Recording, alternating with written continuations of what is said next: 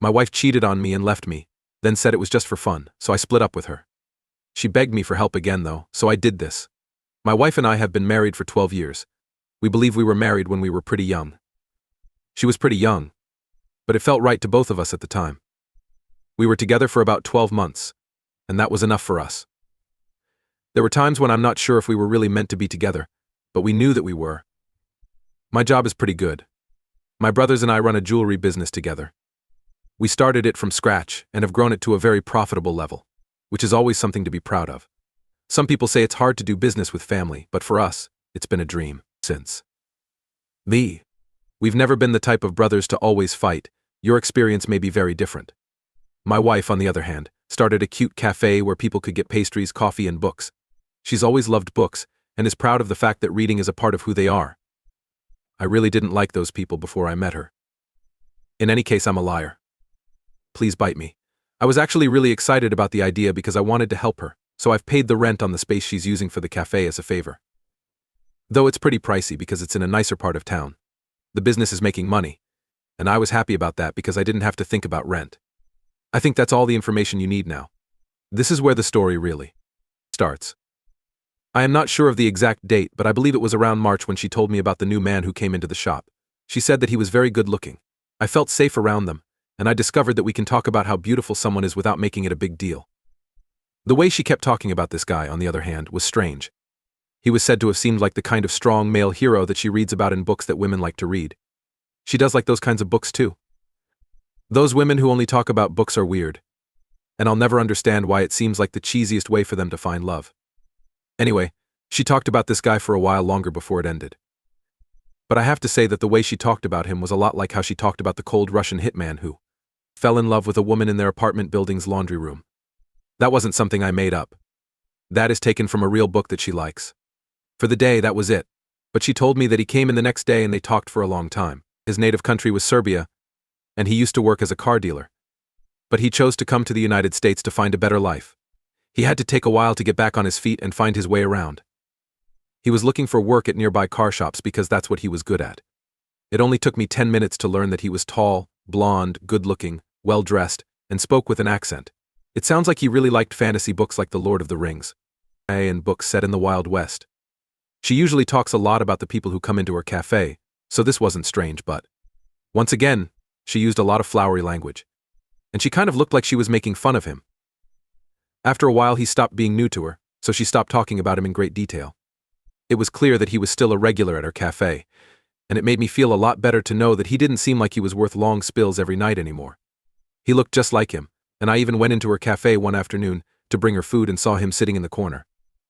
There was no doubt in my mind that it was him, and he was a pretty good-looking guy. She said that his name was Ivan. Things start to get crazy around this point.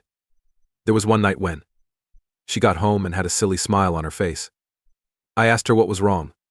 They talked a lot about books on the way back, she said.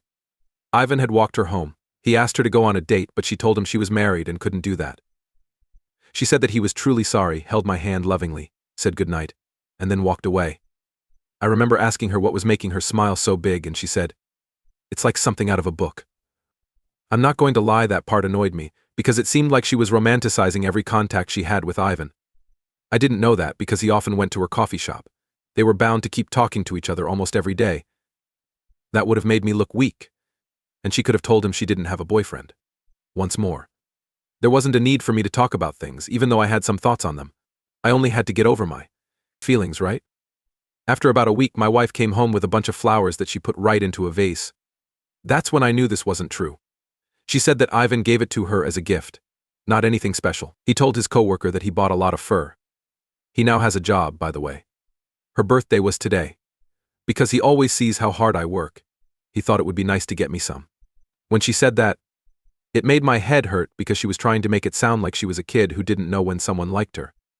I asked her straight out if she knew Ivan liked her a lot.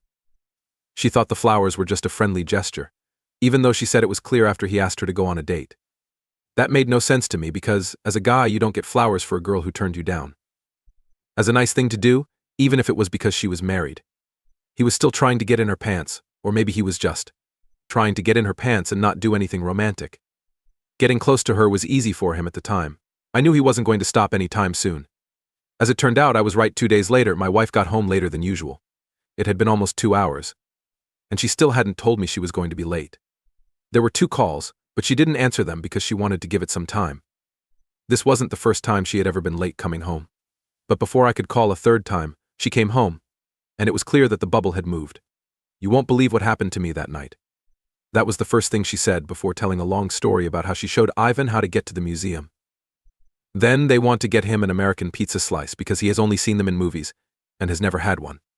After that, they walked, talked, ate pizza, and did a bunch of other things I didn't care about. But I let her finish. After she was done, I asked her, "Are you interested in Ivan?" She looked shocked and angry and said that of course she wasn't, that the only person she felt that way about was me. He was in a new country and didn't have any close friends or family to show him around and answer his questions. She was just trying to make him feel welcome. All of this didn't really convince me. I told her straight out that she couldn't see Ivan anymore. Yes, that led to a big fight. She talked a lot of nonsense about how terrible it was to feel threatened, how nothing was fair, and how it should stop feeling that way. My anger was getting out of hand, but I was able to keep it in check.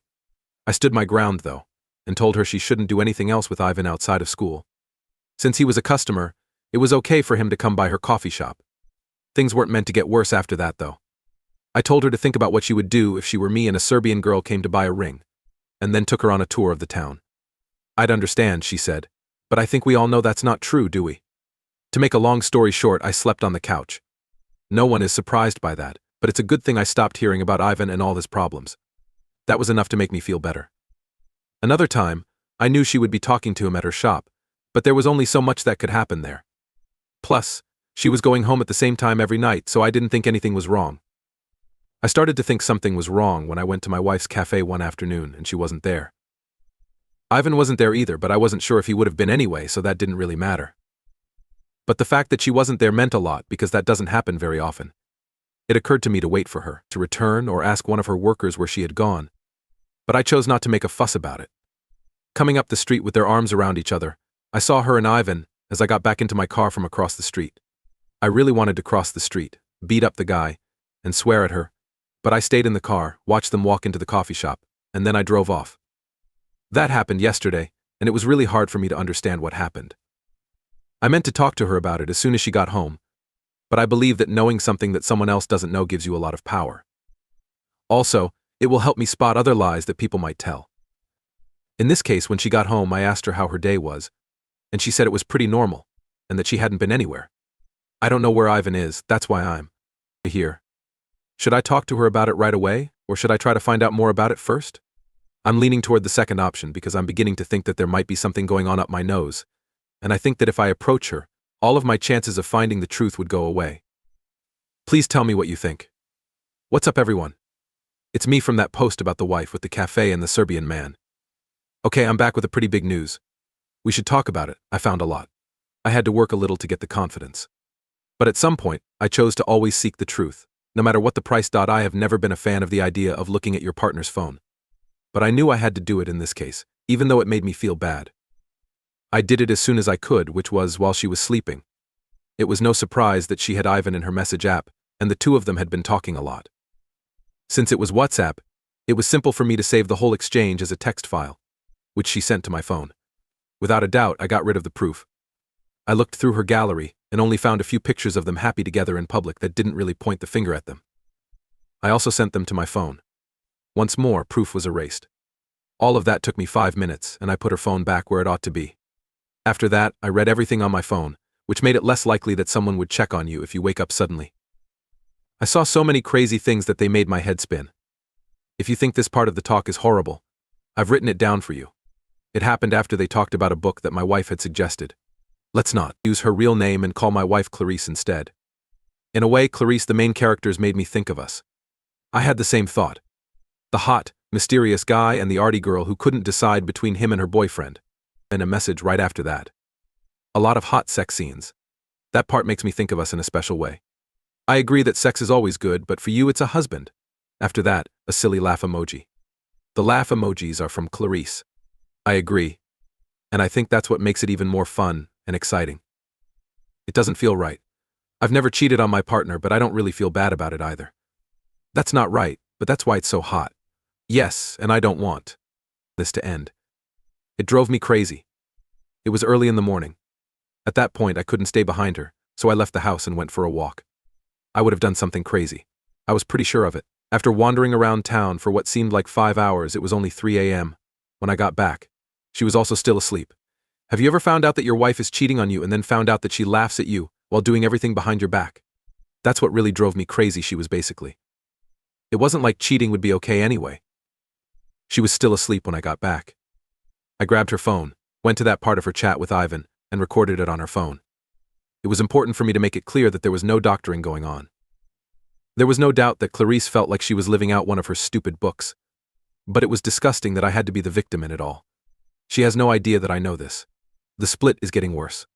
This really can't go any other way. I want to see her fall too. I also want to see Ivan go down. I'm not sure how I'll do it, but I need them both to hurt really badly. Change too. It was done, and it was beautiful. This is the end of the story of Ivan, a Serbian man, and Clarice, his cheating wife who loves books. They didn't know they should have been much more worried about me during this whole thing. I'm going to skip the dull parts of the story. One day, Clarice went to work, and I parked my Uber across the street. I saw the process server walk into the cafe and give her the divorce papers in front of everyone. That was great, and then we got in our car and drove off. The whole day at work went well, and by the end of the day there wasn't a single message or missed call from Clarice. She knew she had been cheated on, and pleading wouldn't help. That's how I saw it. So, she came back that night crying a river. It isn't coming out of her nose. To be honest, she looked like she was a complete mess. I felt a little sad when I saw her that way, and I thought it was because of the pieces of love that were still there. It didn't last long, though. She asked over and over what she did wrong. Was it Ivan? There was a lot I knew that she didn't know. She must have tried to figure out if her plan had any leaks before she realized what I knew. I wasn't sure if I should tell her I knew about Ivan or not, but I promised her I would. That day I told her I saw her and that I had been walking with her hand in mine, but I didn't tell her anything else. That's when she suddenly gained confidence and began to beg and insult me at the same time. She said that wasn't a reason to get a divorce over that. Was wrong to keep seeing him. No, there wasn't anything going on between them, and I was being paranoid. I was looking down on you. It looked like she didn't know whether to be nice or rude to me. I finally told her to leave my house, and she did. That's where the breakup really starts. I had a great time with that part. A lot more money than she does, which means I have a lot more to lose in a divorce. But I also had a lot more to spend on good lawyers, which I did. Get a good lawyer when you get a divorce. Trust me, it's worth it. I had a lot of pictures of the two of them together after I told them I was worried about it, and I also had the text messages that clearly showed they were cheating on each other. Also, my amazing lawyer was able to show me transactions in her shared account that looked like they were used to pay for Ivan. The dates on some transactions matched the dates in the whole text message transcript, where he thanks her for different things. It was clear she was spending our money on her boyfriend from Serbia. I also thought the lawyer did a good job of making her look like a gold digger. It was fun to watch. She fought hard, but I really didn't see anything important. I'm not a perfect guy, but I don't have any flaws that would make a woman want to leave me. Things were really good for me after the breakup was over. I kept my house and car. There was no demand for alimony from me because of my pretty obvious cheating and the fact that I had set her up with a way to make money. Judge, I love you. The car I bought for her was hers to keep. That didn't bother me enough for me to worry about it. And it was easy for me to take what I took when she didn't leave the divorce. With nothing. This is my favorite part now. Ivan was hard for me to get back at. It was really tough. He was leaving the cafe one day though. I went with him down the street and around the corner. I got his attention, told him who I was, and hit him hard in the jaw. He looked very shocked when I broke his lip and threw him to the ground. It hurt like hell. I didn't want to get into a fight on the street, but I would have, if one came up. I believe he knew he couldn't take the moral high ground in this case because he got up and left. It was nice. He knew he was messing with a married woman, so I wish I could have done more. But that was enough for me, and it's likely the most I could have done without getting charged with a crime. Then Clarice. Do you remember the rent I paid for her? It was due again, and it cost a lot because her cafe was in a nice area of town. It was supposed to be due on May 1st, but she called me at the end of May crying and saying she needed to pay the cafe rent, but didn't have the money. After she begged and begged, I told her to sell the car to get the money. Then I hung up the phone. During that week, she called several times, but I never picked up the phone. A spoiler. When she called me to swear at me, I found out she sold the car. She told me it was bad that I couldn't help her in any way. I told her it was bad to think that cheating on me would be fun and exciting. That was all she could say. I'm waiting until May of next year to see how hard it is for her to pay the rent. If the gods have their way, she'll also lose the shop, especially since she can't get in touch with my bookkeeper. It has been nice. To be honest, I'm now single, have a lot of money, and am very happy. It hurt like hell to go through the breakup, betrayal, and cheating, but you have to move on, right? I'm going to do that. Thanks to all of you for staying and for your kind words and suggestions. Thank you very much. I hope I'll never have to write another post. Goodbye.